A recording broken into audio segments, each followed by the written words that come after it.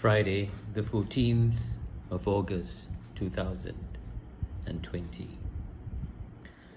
A reading from the prophet Ezekiel, chapter 16, verses 1 to 15, and 60 and 63.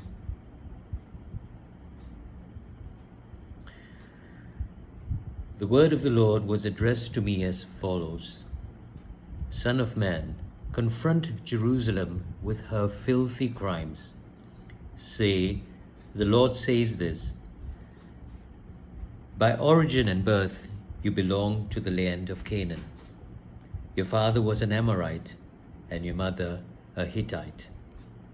At birth, the very day you were born, there was no one to cut your navel strings or wash you in cleansing water, or rub you with salt, or wrapped you in napkins. No one leaned kindly over you to do anything like that for you. You were exposed in the open fields. You were unloved as that on the day you were born.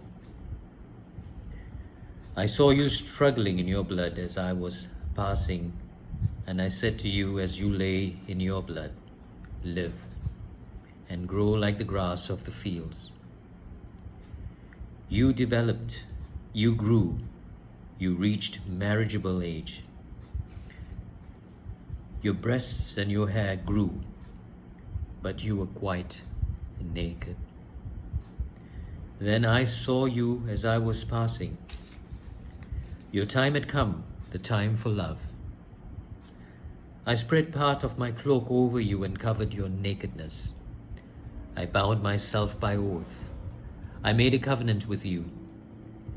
It is the Lord who speaks, and you became mine. I bathed you in water. I washed the blood off you. I anointed you with oil. I gave you embroidered dresses, fine leather shoes, a linen headband, and a cloak of silk. I loaded you with jewels, gave you bracelets for your wrists and a necklace for your throat. I gave you a nose ring and earrings. I put a beautiful diadem on your head. You were loaded with gold and silver and dressed in fine linen and embroidered silks. Your food was the finest flour, honey, and oil. You grew more and more beautiful, and you rose to be queen. The fame of your beauty spread through the nations, since it was perfect, because I had clothed you with my own splendor. It is the Lord who speaks. You have become infatuated with your own beauty. You have used your fame to make yourself a prostitute. You have offered your services to all comers. But I will remember the covenant that I made with you when you were a girl, and I will conclude a covenant with you that shall last forever. So remember and be covered with shame, and in your confusion be reduced to silence.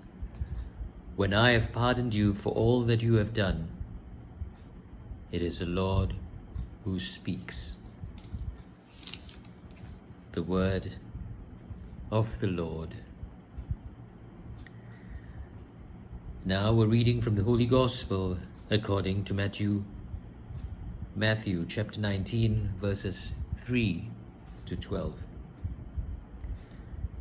Some Pharisees approached Jesus, and to test him they said, Is it against the law for a man to divorce his wife on any pretext whatsoever? He answered, Have you not read the Creator from the beginning made? Have you not read that the Creator from the beginning made them male and female, and that he said, This is why a man must leave his father and mother and cling to his wife, and the two become one body. They are no longer two, therefore, but one body. So then, what God has united, man must not divide.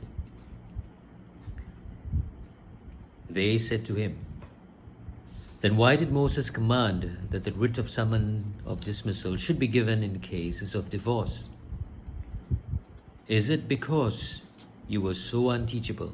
It was because you were so unteachable, he said, that Moses allowed you to divorce your wives. But it was not like this from the beginning. Now I say this to you, the man who divorces his wife, I am not speaking of fornication, and marries another is guilty of adultery.